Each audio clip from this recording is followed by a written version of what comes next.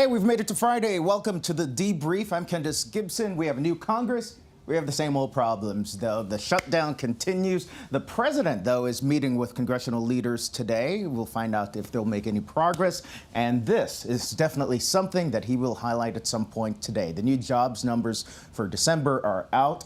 Very impressive. More than 300,000 jobs in that month. Here are your headlines for the Friday.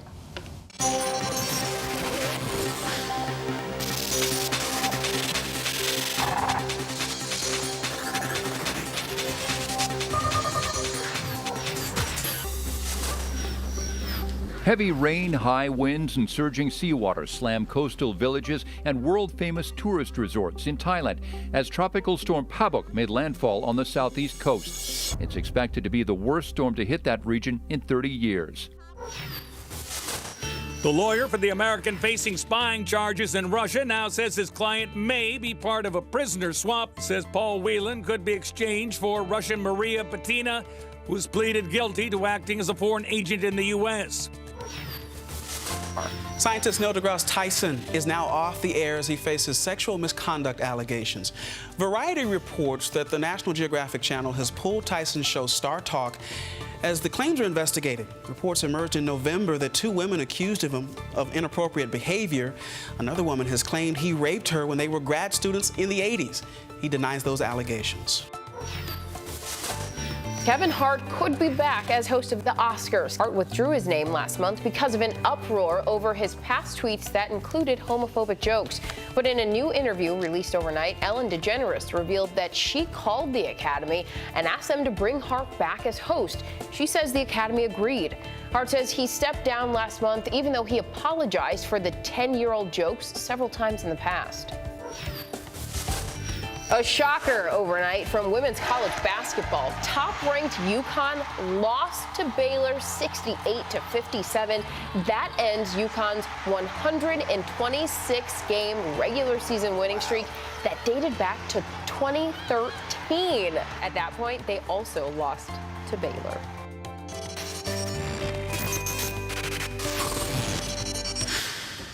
All right, let's get right to it right now on this Friday because it is day 14 of the government shutdown. So that means both sides are going to come together, and this is going to all end today. There's going to be a kumbaya, and then they're going to have some hot chocolate there on the White House lawn. Right, Karen? I would not hold your breath for that today, Candace. But there is a meeting scheduled within this hour. The president will be sitting down with congressional leaders from both parties, from the House and Senate. And this is part of these ongoing talks over the partial government shutdown and border security. But Candace, there is no indication right now that either side is budging. House Democrats are insisting $1.3 billion for border security. That is all they will give. The president, of course, still wants money for the physical border wall. And we're hearing an interesting push and pressure from Democrats right now, Candace. We heard this on Wednesday, expect to see it again today at the White House today. Democrats asking why the president will not approve legislation that reopens all of those other agencies, not DHS, everything else that's shut down, but not a part of border security. Chuck Schumer just said it moments ago on the Senate floor. And here's what Nancy Pelosi, the new House Speaker, said last night on Capitol Hill. The president cannot hold public employees hostage because he wants to have a wall that is not effective in terms of its purpose, not cost effective in terms of what the opportunity cost it is of federal dollars to spend. And the president has said Mexico's going to pay for this. Come on, let's anchor ourselves into reality. Mexico is not going to pay for this wall, so no. And Candace, it's not clear where the president would compromise, if he would compromise at all. He tweets that the wall is coming. He makes comments that he wants a border wall, but then he'll say, and so will his top officials, that border security, call it what you want, that he wants to protect the country. And that's his primary goal and responsibility as president. But Democrats point to this to say it's really difficult to negotiate with the White House right now when there isn't a consistent message. And the president, Candace, this week even contradicted an offer from his own vice president that was sort of a middle ground here of $2.5 billion. The president said on Wednesday he wouldn't accept anything like that. That, of course, is what Vice President Pence put on the table. Yeah, some Democrats have said it's sort of like negotiating with Jell-O when trying to negotiate Nothing is sticking. Nothing is sticking at all. But the Democrats, they are going back to the White House area at 1600 Pennsylvania Avenue today. What do we expect to play out?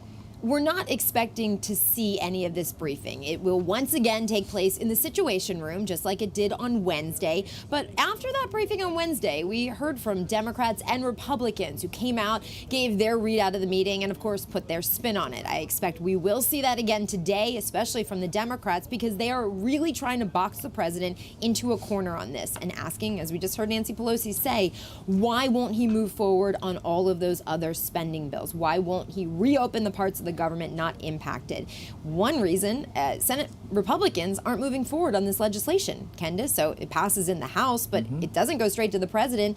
Republican leaders there say they are not going to vote on anything unless the president would sign it. And we also learned that the Senate is adjourned until early next week. So the standoff, even if a deal is reached, everything stays status quo for a couple of days. So it is going to go into a third week in 3. essence, indeed. All right, our Karen Travers there, and obviously you have hundreds of thousands of people who are impacted by this. If you are among those who are impacted by this, go to our website and let us know. Has a government shutdown personally affected you? We're not talking about not being able to see the Panda Cam or being able to go to the Smithsonian, but personally affect you, be sure to log into abcnews.com/politics and let us hear your story. So the president just tweeted that great jobs numbers just announced in all caps, and they were very impressive. Look at them. That's pretty big, beating expectations. Aaron Katursky is here to break it all down. Good morning. Good to see you, Ken. Good to see you, Aaron. This is a big number that was well beyond expectations at 312,000, and these were broad-based gains across all sectors: construction, manufacturing, healthcare, food services, and beverage services. All were hiring in rather robust numbers, and in fact, the number of jobs created in December is the highest in the last 10 months. So it certainly is a bit of a counterpoint to some of the other economic news we've seen of late. Yeah, it really, really is. But there are some who might say, and obviously these were good numbers for November or for December and a whole, but that there's a lot of hiring. There's a lot of seasonal hiring that takes place in December. Was that a reflection of this or not? Could be. Okay. And I think given where a lot of the jobs occurred, you could say that there's some seasonal hiring, especially in retail and in restaurants and in bars. So we'll see if there's still the same numbers as we get on into this month in February. But you can't deny the largesse here. And I think that's what's in part cheering the stock market, along with some news that China and the United States are going to finally start negotiating some of their trade issues. And we heard just a bit ago from the chairman of the Federal Reserve, who said he's willing to be patient and look at how the economy is doing before setting monetary policy in stone. All right, but we'll see. The markets have been reacting to the good job numbers, but they've also been reacting to the earnings reports, a preview of earnings reports, and the possibility that some companies aren't doing as great. And those companies in particular, like maybe Apple that have business in China, which has been suffering through this trade war with the United States, those companies are going to be adversely affected, and the White House economic advisor has acknowledged as such. And so you can't have these things coexist: robust job numbers and companies that are suffering. Either the economy is good and the companies are going to keep hiring, or the economy isn't so good and it's slowing down and the jobs numbers are going to slow down with it. And that Apple chart that we had up there for just a brief moment there was really impressive and depressing at the same time, especially if you have Apple stock. Look at how it has dived in the last 3 months, losing $325 billion in capital there. It's a disappointing number for Apple investors for sure, but I think more to the point, and Tim Cook, the Apple chief, reflected this in an interview the other day, it reflects the real world consequences of political decisions. Yeah, awesome. Aaron Koturski, good to see you in person. Good to see you Glad to too, know Ken. that you exist. You're a real-life human. All right, our thanks to you. We're going to move on right now into the desperate manhunt that is taking place in Houston, of course, for the killer of that 7-year-old child, a young girl who was there in the car with her sisters and her mother. They were driving on a roadway when someone opened fire. Her funeral this weekend, the manhunt continues. Here's Will Carr. Will. Good morning, Candace. Authorities here at the Harris County Sheriff's Office are hoping for a big break in this case after they just released new surveillance video of the suspect's truck. They actually teamed up with NASA, even with the government shutdown, to enhance that video that shows the truck driving throughout the streets of West Houston just a short time before they say the suspect in that truck shot and killed 7-year-old Jazmine Barnes. They also just released this composite of the suspect, and they want for people in this area to take a hard look at this picture. This is a composite from the description that Jazmine's sisters offered to authorities here. They say the suspect is a white male wearing a dark hoodie, that he's in his 30s or his 40s, and that he's skinny, and they say that he was sick looking. This all happened last Sunday. Jazmine was in the car with her mom and her 3 sisters in West Houston when authorities say that red pickup truck drove up next to them, and then the suspect started firing into that truck. Jazmine, sadly, tragically, was killed. Her mom was shot in the arm. Now, I spoke one-on-one with the sheriff. He tells me at this point it's really unclear if this was racially motivated. He also says that they're taking a second hard look at an unsolved case from back in 2017, another shooting, to see if there are any direct links between these shootings. At this point, he says it doesn't appear so, but he wants to be 100% sure that they don't have a serial shooter on the streets. At the same time, the community here is really rallying around Jazmine's family. They have raised more than $100,000 for information that would lead to an arrest. Celebrities like Shaq, a local police officer here in Houston, have teamed up to donate some money to that. Also, Houston Texans wide receiver and star DeAndre Hopkins has pledged his playoff check from this upcoming weekend to go to that fund as well. That's $29,000. Jazmine's mom tells me that that really means the world to her family right now after they've pretty much lost everything. They're struggling, knowing that so many people, not only here in Houston, but across the country, are supporting them, really means everything to them. Candace. I can imagine, Will, that they need all the support that they can get, especially this weekend with the funeral arrangements planned for that young lady. We move on to another tragedy, and this one playing out on the highway there of Gainesville, Florida. Look at this. Some eyewitness video for this horrific crash and the horrific details that we're learning right now. Among the 7 people killed, 5 were children. Haley Wade from our affiliate WCJB has the latest. Haley. Candace, the sight of this crash yesterday was just incredible. And to give you an idea of how severe it was, crews are still working this morning just to try and get everything cleaned up.